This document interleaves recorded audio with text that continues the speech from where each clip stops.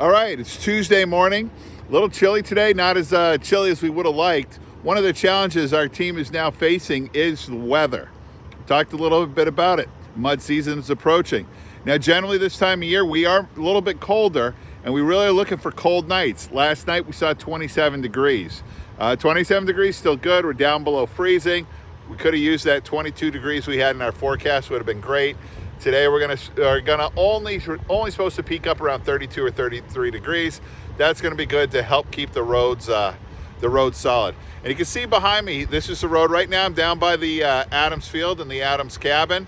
The road is still pretty solid. We are seeing some areas where we get the sun on it, so in the afternoons it is definitely starting to soften up. The guys have to stop running the trucks. So those are the rules. Each town kind of makes its own rules on who can drive, when they can drive, when they allow it to do. Right here in Barnstead, our road agent, really good working with the guys in the industry, trying to keep those trucks going.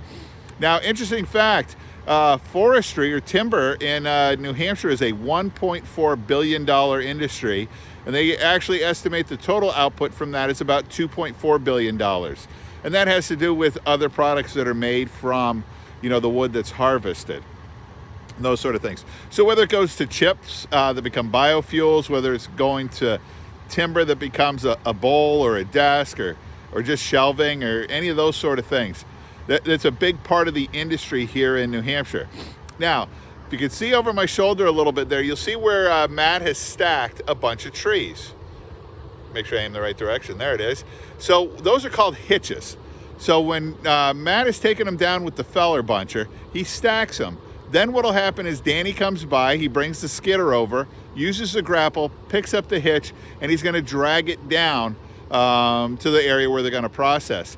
Now, I'm standing, basically, if you're looking over my shoulder right there, looking behind me, not focusing on all this beauty, that is the Dan Beard campsite.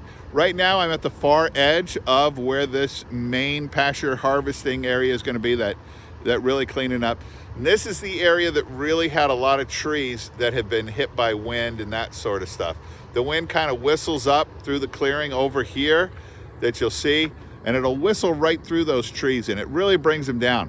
And a lot of that is the trees are weak. They're not strong trees. We have a lot of suppressed growth and things like that.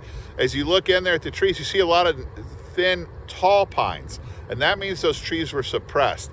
They're growing for the sun, that's what they want to get to, but they're never expanding out. So this whole area is kind of struggling. And the other piece that we have is this is where our power lines, they're gonna run through. They run right down there, down through, and that's another piece of that that's actually getting cleaned up, because that's where we get tree slaps. Trees will come down, they'll hit those wires, they short them out basically, and then on the pole that's right behind me there's a fuse on that fuse pops.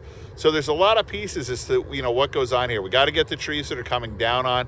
There's still a bunch of trees down in that area back there that have to be pulled out and cleaned up that are just blowdowns. And Matt's going to help us by just dragging them out of the forest. They'll get probably chipped up. That's about all they're worth at this point in time. And it's a shame. There's some beautiful oaks that are down there that have just been blown down and knocked over from just being unhealthy.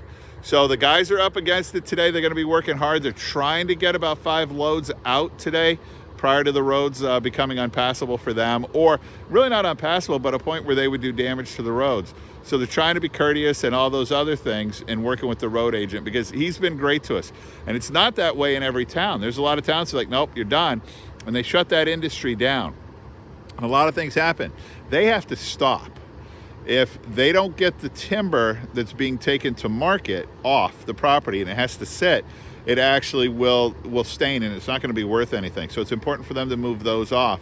And they're really trying to get to a point of where all that lumber is moved off the property, and then they're basically going to get into their stumping and those sort of procedures that they're doing here.